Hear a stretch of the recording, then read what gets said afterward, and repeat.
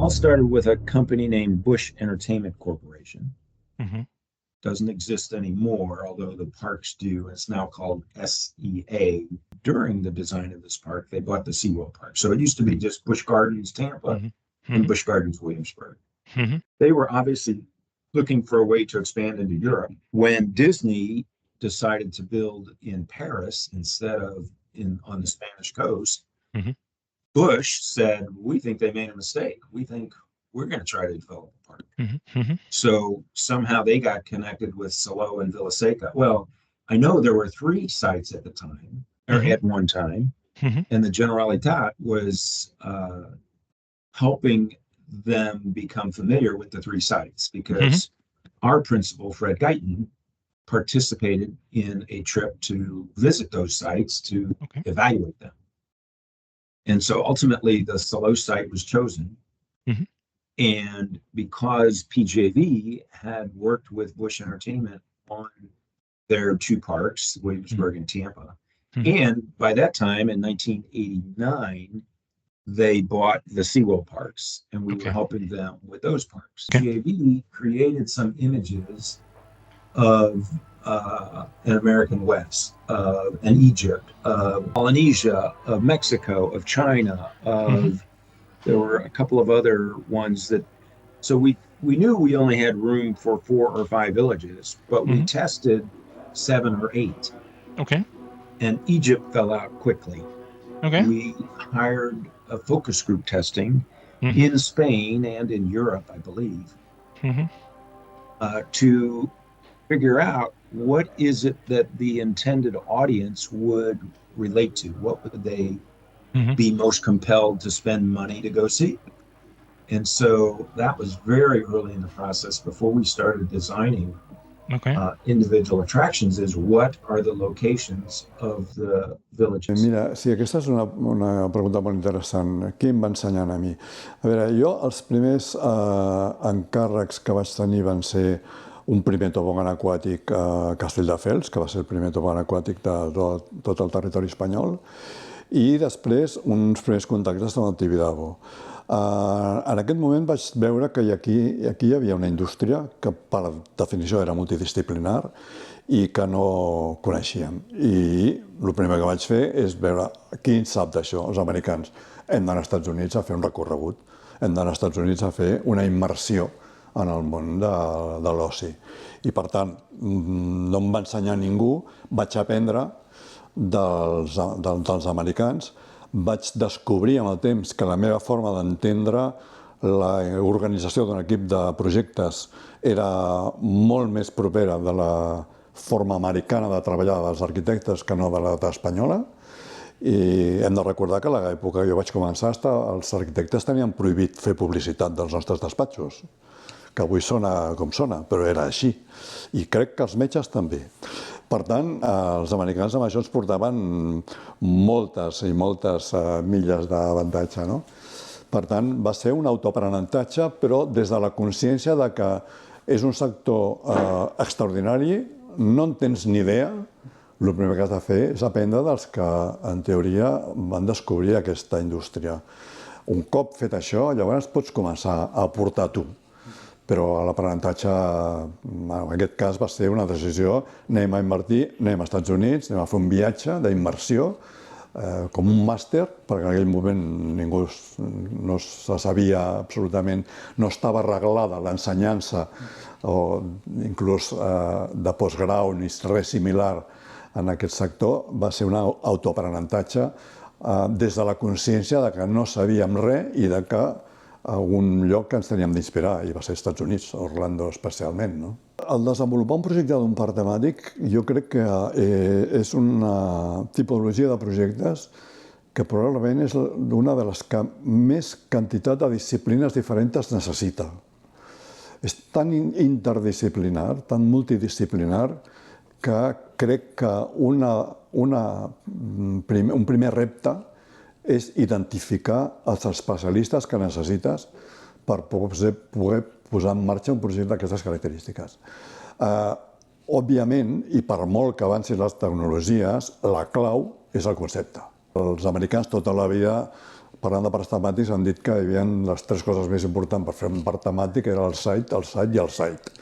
I nosaltres, pocs anys després de començar amb aquest sector, vam decidir que les 3 coses més importants eren el concept, el concept i el concept. Perquè si no tens un bon concepte de base, no pot sortir un bon projecte. Si tens el concepte clar, si tens la línia de l'ADN d'aquest projecte definida, tot és fàcil ja, perquè has d'anar sumant a les diferents etapes del projecte diferents especialistes que et cobriran les mancances o les necessitats que cada fase del projecte té. Però has de tenir la línia clara, i això per mi es tradueix en una figura que és el master plan, que és el que conté l'ADN del projecte. És com si tens el guió d'una pel·lícula. Després podràs canviar d'actors, podràs canviar inclús la ubicació, però tens el guió, saps el que vols explicar.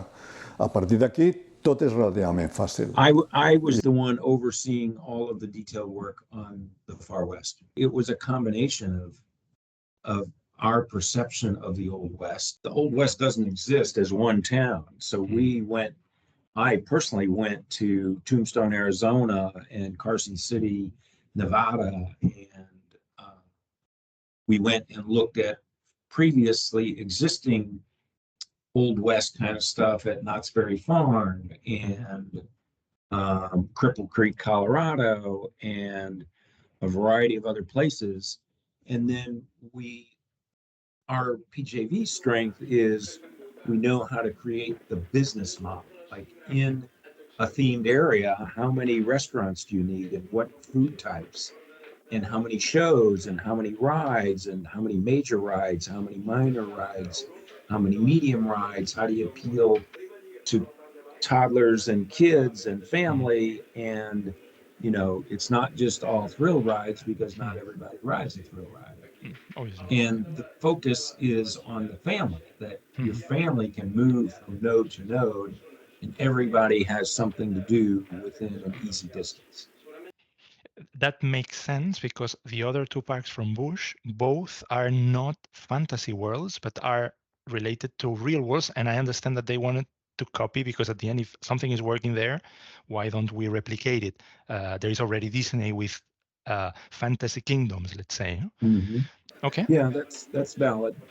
They had their experience and they go, and even by that time, Epcot existed, and that's all about travel to exotic places. So it was known, and even Six Flags has 6 different locations that some were exotic and some were not. But that's, a typical formula for creating a destination. That time, of course, I did maybe something with the design or with the layout. We had a guy who did this, and the designers there, they were more sophisticated and more experienced than the designers in Europe. I mean, these PJV, they had a good record, and they could do this, and they knew how to do it. And you maybe sometimes you change a little detail, but no, they made it very well.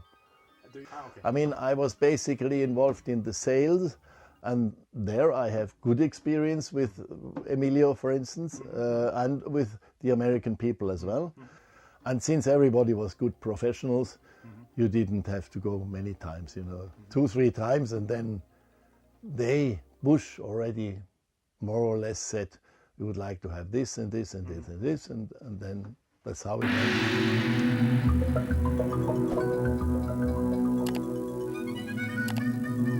Has arribat a Port Aventura. Aquí comença un viatge fascinant que t'obrirà les portes d'un món nou i et convertirà en el protagonista d'unes aventures fantàstiques. A aquest viatge tot és possible. Vine amb la il·lusió a la maleta. Tota la resta la trobaràs a Port Aventura.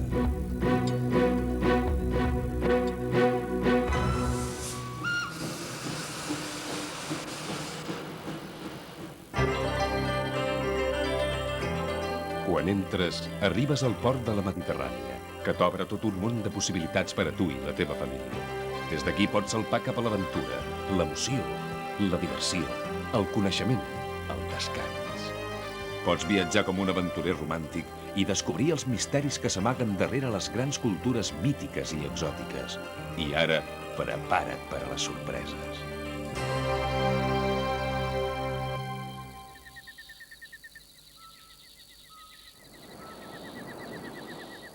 Des de la Mediterrània, només has de tancar els ulls i ja ets als mars del sud. A les belles illes de la Polinèsia, enmig d'un paisatge càlid, per perdre-t'hi tranquil·lament. Podràs fer una parada pel camí i gaudir de l'ambient tropical i de l'exotisme dels ocells de la zona.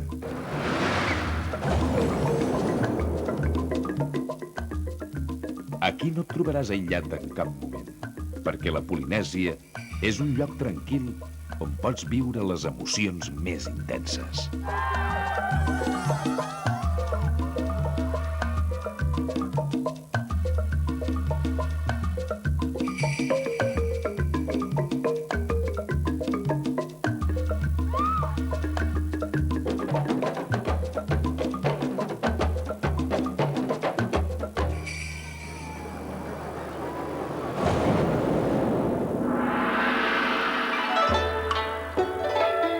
I de l'exotisme dels mars del sud al món misteriós de la Xina.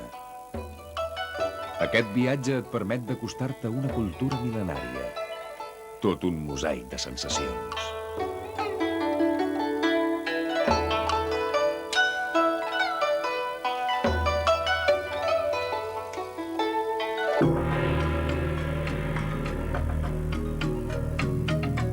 Seguint el recorregut, podràs conèixer més de prop el teatre, l'arquitectura, les tradicions i la gastronomia exòtica d'aquest país oriental.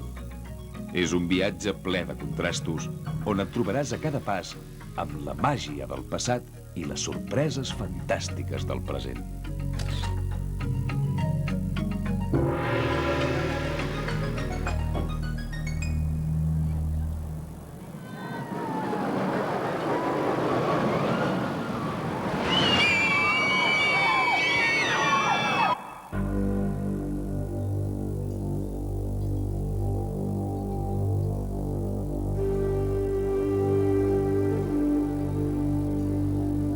Com que aquest viatge fascinant no té límits, ara et proposem un recorregut per la selva fins a arribar a les mítiques ruïnes maies.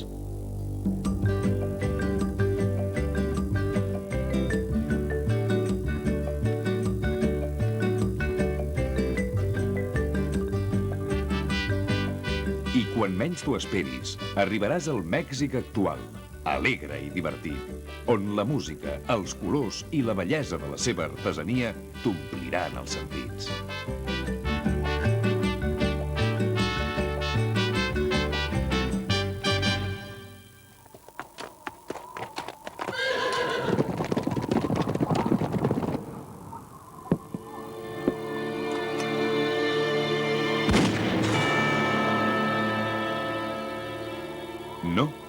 No t'has perdut.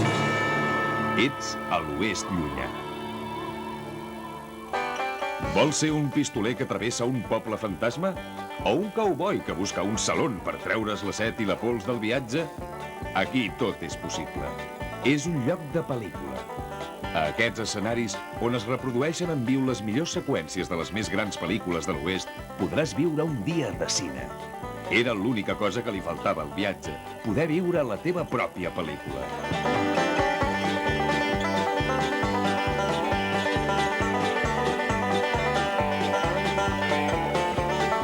Has entrat al túnel del temps i has viatjat al Far West. Ara et podràs divertir com un autèntic cowboy.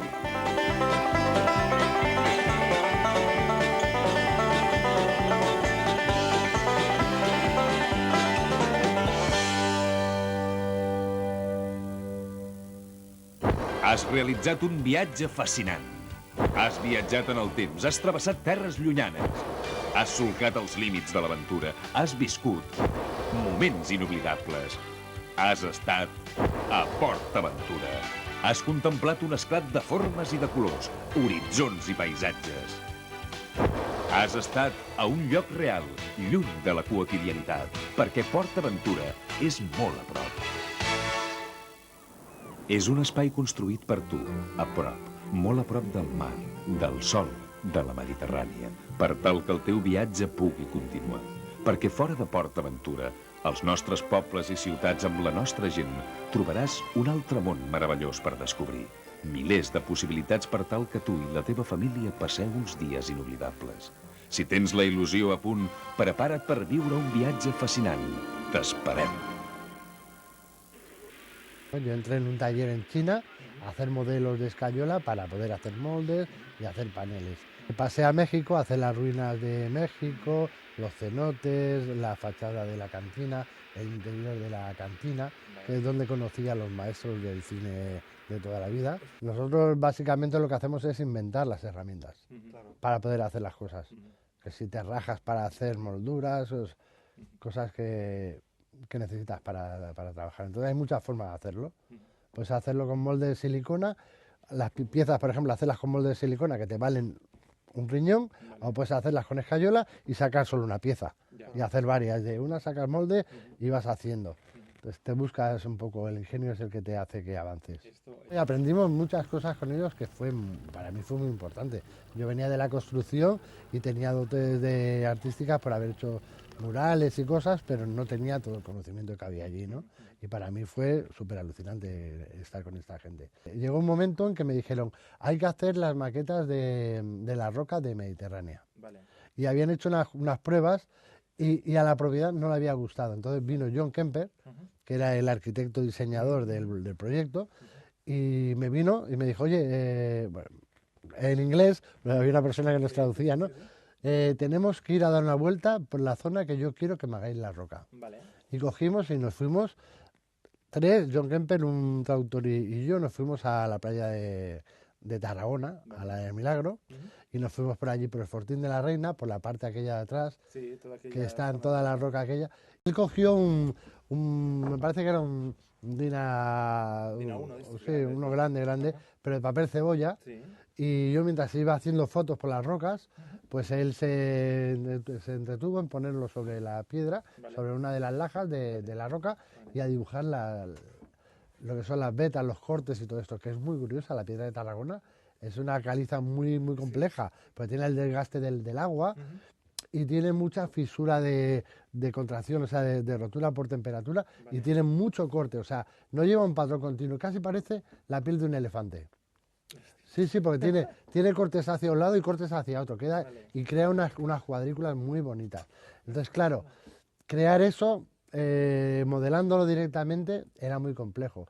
Y lo que se hicieron es que los maestros estos del cine, Cantinflas y el Manolo, se cogieron silicona, se fueron para allá, hicieron unos tampones De alguna de esas. de una de las rocas, de las que había dibujado él. Porque como vieron la dificultad del dibujo, Vale. dijeron, wow, modelar esto va a ser muy complicado, sobre todo en los bordes de la piedra, donde hace las lajas, donde acaban, Sí.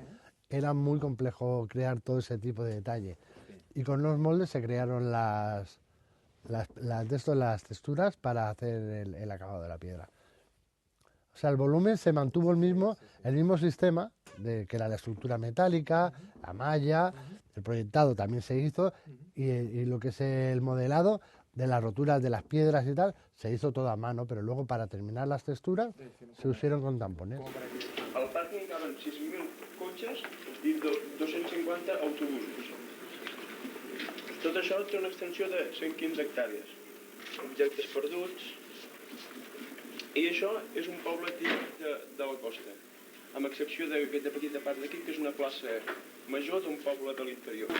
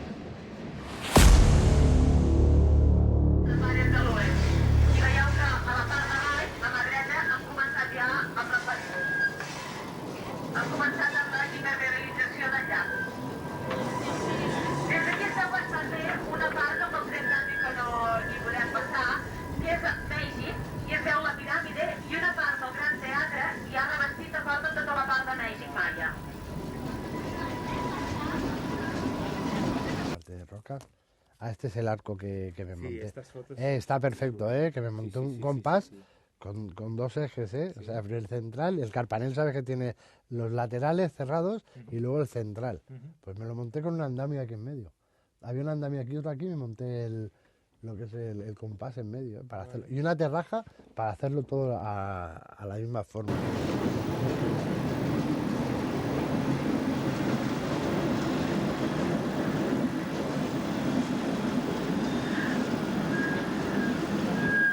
A mà dreta ens queda la part de Xina Baixa. Xina està dividit en dues parts per una reproducció de la muralla que la tenim ara, en aquest moment, al frente. I la part de Xina Baixa és aquesta part que les teules són de color gris negrós. La part de Xina Alta ens queda a l'altre costat de la via. Es veuen aquí les teulades en color brillant, en color ocre, en verd, en blau. Les teules són molt diferents perquè són vidriades. Tant unes teules com les altres han vingut totes des de Xina.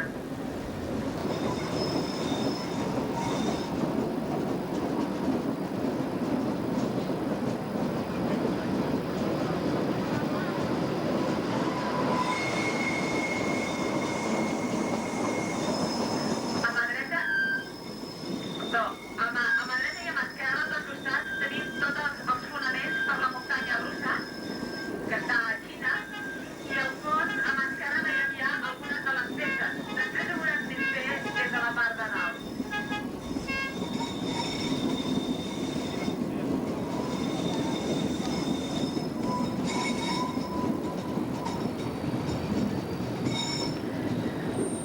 Aquí a mà dreta tenim tots els bambús que faran de pantalla visual entre la part de Xina i la part de Polinèsia, que ens queda a mà esquerra, en sentit de la marxa del tren.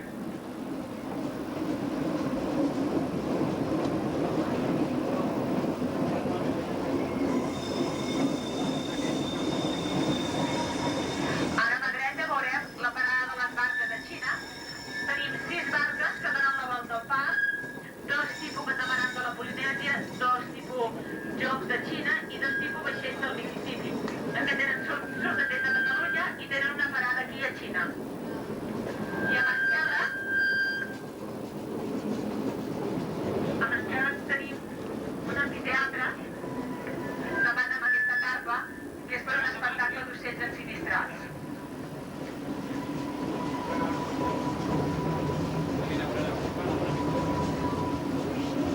Ara estem en aquesta illa central i la via del ferrocarril divideix l'illa en dos parts, cap a l'esquerra Polinèsia i cap a la dreta el Far West.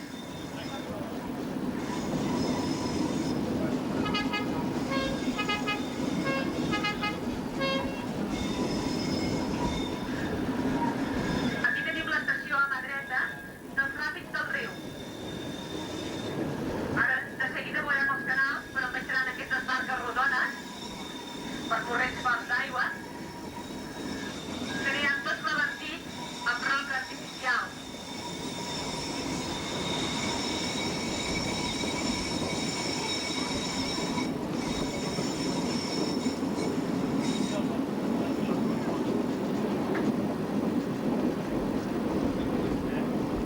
A mà dreta també en sentit de la marxa del tren, veiem tota la part de Catalunya.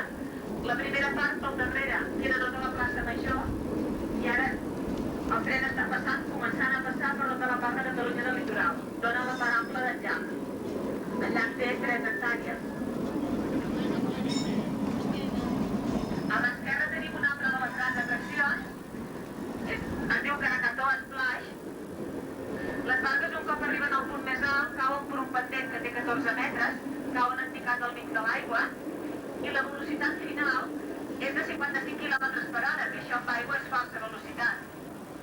Ahora estem pasando por la estación de Cataluña, la estación de tren.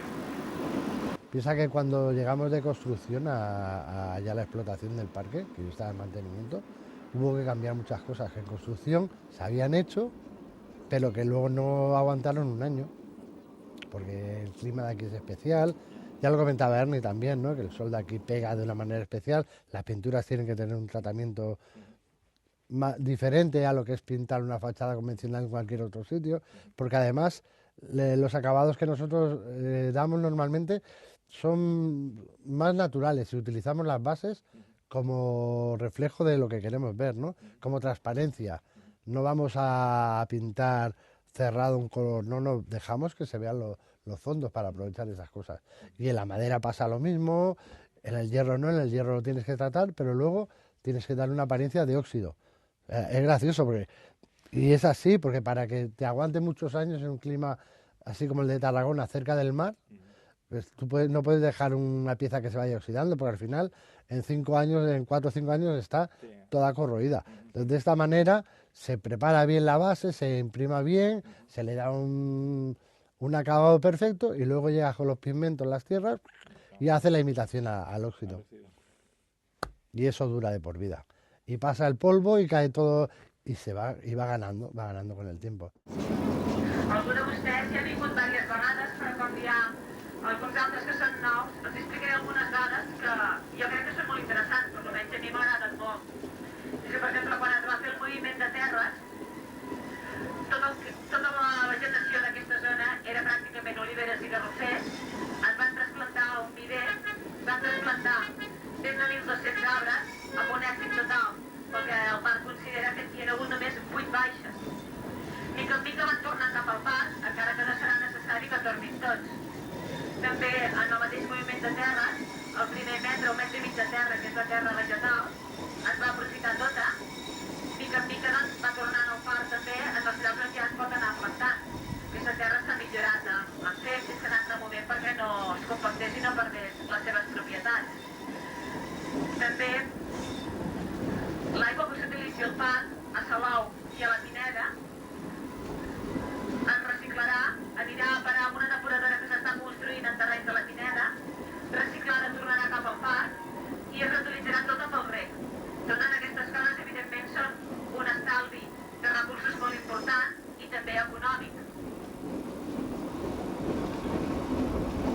Ara estem per darrere de la Polinèsia.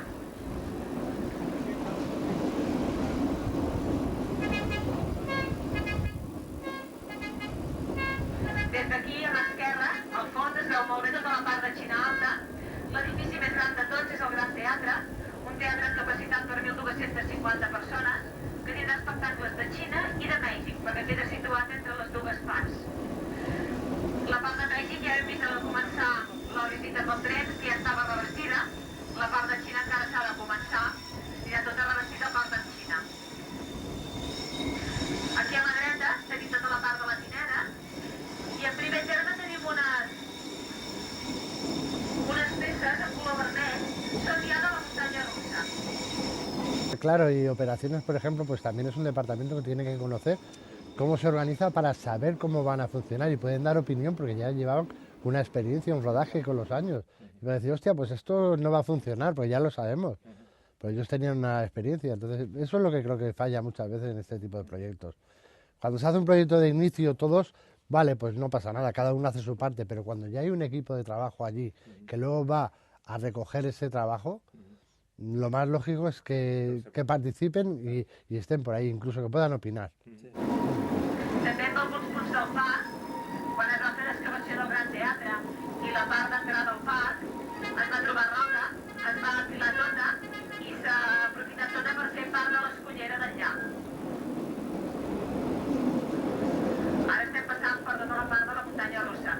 La muntanya russa sortirà des del punt més alt, que queda aquí al 30, s'aixecarà 44 metres i baixarà fins a aquesta plana d'aquí.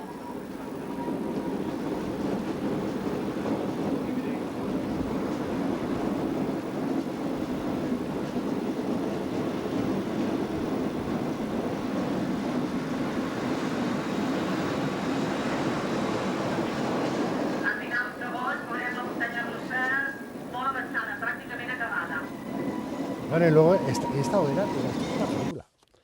Estos son troncos de verdad quemados y hay piedras quemadas, pero esto es una cúpula de fibra de vidrio y hay trozos de resina roja, o sea que la resina es transparente, bueno, es translúcida. Lo que hice fue la cúpula de fibra roja, cogí trozos de resina, los machaqué todos, los llené los puse, los pegué, le pegué unos troncos, hice unos troncos huecos, con un molde me hice un tronco y le tiré ceniza un poco por encima y debajo lleva unas luces giratorias.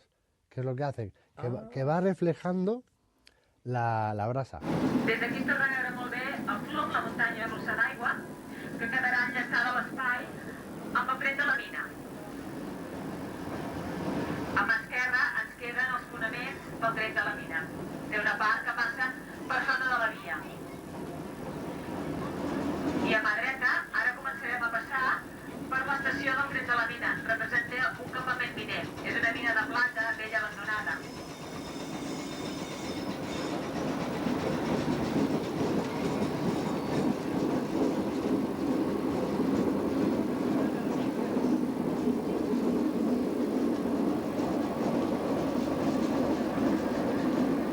Aquests vagons amb els que anem ara ja formen part d'un dels trens que circularà pel parc. Hi haurà 2 trens donant la volta, amb 4 vagons cada un. Aquí a mà esquerra ens queden uns altres vagons. La màquina de tren que portem és una màquina de mina, de tren de mina de segona mà, que l'hem comprat per ara per poder fer les visites. Les màquines no arribaran pràcticament fins a final d'any, potser serà ja a finals de novembre que arribaran.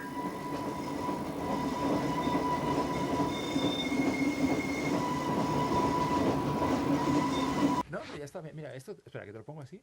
Era para quitarme la bufanda, pero bueno. Ah, para quitártela, perdón. Me va a hacer sudar. No, disculpa, ya está. Sí, me la quito. Sí. I ja estem de volta a l'estació de l'Oest.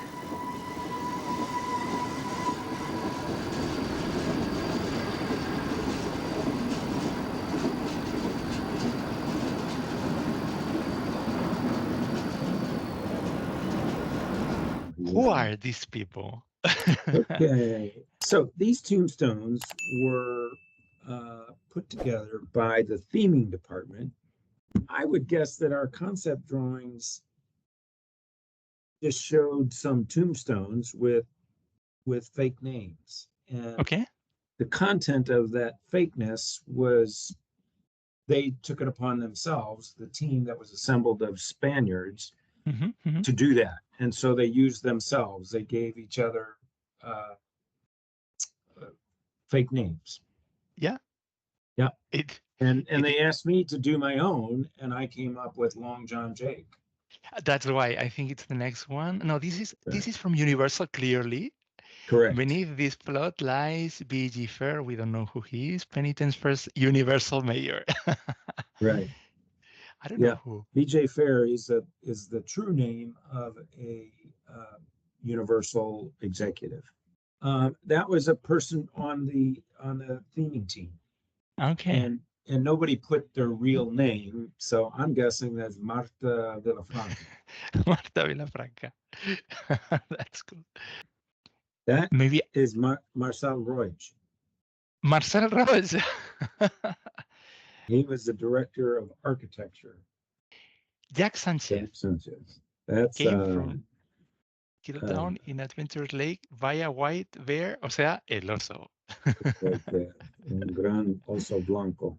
Osea. This is funny. That was Joaquin Sanchez. Joaquin Sanchez. That's his name. Every time he would take a break as he's talking, he would use Osea as a filler word. Like we say or he would go Osea. And bullets could not stop Sheriff Greg Miller. Yeah, I think Greg Miller was a Universal person. And I cannot read Long John. This one is yours, right? Yeah, this is mine, right? Yeah, this Given by is Bruder. broken country English. Okay. And Okay. brother, it means brother. Yeah. Wrestling means wrestling. Okay. In the kitchen, of course, means in the kitchen. And so that is my true birth date, March 8th, 1961. Okay. And Long John Jake is a sort of a nickname I gave myself, thinking of what I would be like in the Old West. In the Old West. Okay. Okay. And the irony is, if your family had enough money to buy a stone monument, you wouldn't have misspellings on it. You wouldn't, it would be proper, like the Yes. B.J. Fair one. So I didn't I didn't know at the time that they asked me to write this. I thought this was going on a wooden one. And because it's wood, your family couldn't afford anything but wood. So of course it could have been misspelled and it's going to rot away and fall apart in a few years. Whereas a stone one, you would have had an editor, somebody to say, well, that's not how you spell killed. That's not how you spell brother. So, it's a little bit unfortunate, but it's a little more comical because here is poor English on an expensive gravestone, which would have been fixed. It wouldn't have gotten this far. Esto es un compañero de mantenimiento. Lo puse así tumbado, le dije, tú relájate, no te muevas. Y le cogí y le hice el molde con escayola, le hice todo el tórax, los brazos y tal. Y dije, vale, va. La escayola cuando la haces dura, tira muy rápido, en 10 minutos la tienes lista. Sí. Oye, que esto ya no me pesa, no te preocupes. Lo sacamos, lo pusimos, resina. Lo vestimos, lo llenamos todo resina y lo pusimos en la horca. It was not a mandated guideline. It was our intelligence of marrying the true theming of the era with the situation. So, there were lots of beer advertisements in those days. And so we made all of them for Anheuser-Busch because they were our client. So, that's, and we actually, within our staff, we hired temporarily an artist that was familiar with historic things. And that person helped us design all of these artifacts or theming.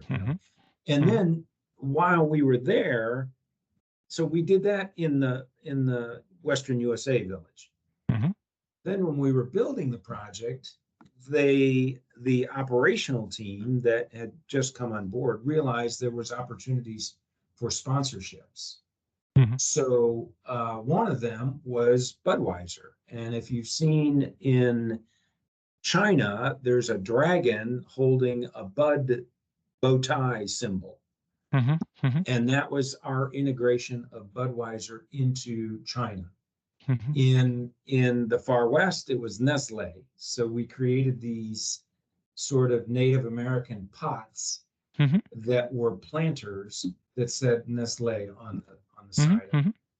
And in Polynesia, I don't remember what we did, but we came up with, we decided, they said, okay, Nestle wants to sponsor the Far West. So we said, okay, well, we think we have an opportunity here where we could do some pots and put it in the ground and make it an element, or we can put something on the wall here and it would be Budweiser. Or in Polynesia, I don't remember what we did, but so that was us in the throes of the construction period to add these sponsorship opportunities. Nosaltres, quan treballàvem amb aquest tipus de projectes, sí que teníem una cosa clara. La tecnologia és imprescindible, però el millor que podem fer és aconseguir que no es vegi. És a dir, el que estem venent són il·lusions. El fet que un nen petit o no tan petit entri a Main Street de Disney i plori d'emoció, això no és tecnologia. Això és com les pel·lícules. Pots fer pel·lícules amb mitjans espectaculars, amb tota classe d'efectes especials. Quan tens una bona pel·lícula ben feta, ben filmada, que explica una història amb els mitjans adequats, no penses la tecnologia que hi ha darrere, que hi és, però és la història la que tu veus. El repte és fer servir tota la tecnologia que tinguem al servei d'explicar una història, que al final és el que atreu a la gent. És evident que els efectes especials i tot això són efectes multiplicadors, però torno a dir, has de tenir una història que explicar. Si tens la història que explicar, després pots trobar, segons els pressupostos que tinguis, aplicar una tecnologia o una altra, però al final l'important és la història. I don't know if you thought it to be originally the backside of the Western Stand show. Yes. And how much of this is a theatrical set versus the rockwork of the Grand Canyon Rapids. I mean, so we knew this was a show, and the show designer obviously wasn't on board yet. So when this rendering was done, we invented what we thought the backdrop might look like. Oh, and okay. of course, it doesn't look anything like that. It's a couple of buildings, and even the shape of that grandstand is slightly different. It bends a little bit more at the corners. Yeah. But this is a rendering that was pretty far along in the process because it's pretty darn accurate. These you do these all along the way, and they evolve. And it's clear this one was pretty late in the process. It might have been the last one that was done for the Far West because it's so accurate. I will share with you a picture in which this concept is finally done. We were not involved with Uncharted. Yes, let me check. So do you think they use this rendering to inspire their... To be honest, I think so. Finally you have it. And that's hiding the big box that's behind it. Que en la época que estuve en México marqué bastante goles. Sí, aquí ellos estaban acostumbrados para hacer la roca a colocar estructuras de ángulo, o sea, hacerlo con ángulo y luego colocar la malla. Yo aquí, como la malla la pedí más gorda, lo que hacía era que grapaba una línea, la doblaba. Vale, sí, que así es como... Y con la misma forma de eso, al ponerle el mortero encima, se endurecía como un cuerno. Piensa que yo luego me subía para pintar por encima de ellas, y la gente sube. Aligeré el trabajo un montón. Igual que me pasó en la fachada de la cantina, que allí tenían un problema con la fachada, porque como tenía tanto cuadradito, tanta cruz, para meter la malla metálica no sabían cómo hacerlo. Y claro, yo había trabajado en las fachadas, en la restauración de fachadas, y conocía la malla de fibra de vidrio, que la tengo aquí, que es un azul. ¿Vale? Que esa se adapta a lo que quieras. Well, the first year of the Far West was a decomposed granite. It was a dirt street, but it was a bit of a risk to do that, but it lended great authenticity to the Far West node. And so, but it only lasted a year because it was impractical. And so the next year they came back and put down concrete so that they could drive on it. It was more durable for the guests. It didn't erode, it didn't blow away, all those things. Claro, nosotros aquí lo que hacíamos era siempre respetar lo que había. Que para mí era un orgullo poder decir, esto tiene que estar como está. Y si hay algo, mejorarlo un poco, pero es muy difícil porque de construcción visualmente estaba todo muy bien, estaba muy bien estudiado todo. Que eso es lo que yo le agradezco a John Kemper y a toda la gente que trabajó allí. I'm the little guy, yeah. You're the little guy. And right there in front of PGAV. That's why, actually... Duarte built the Far West. Dragados built Catalunya. Ah, okay. The main reason is, wow, I was able to be as a kid, and I grew up with all this beautiful world. And also, again, it's like in the same picture, there is Intamin at the top. I would be working for them. As a creator of the park, what would you like to see in PortAventura in the future?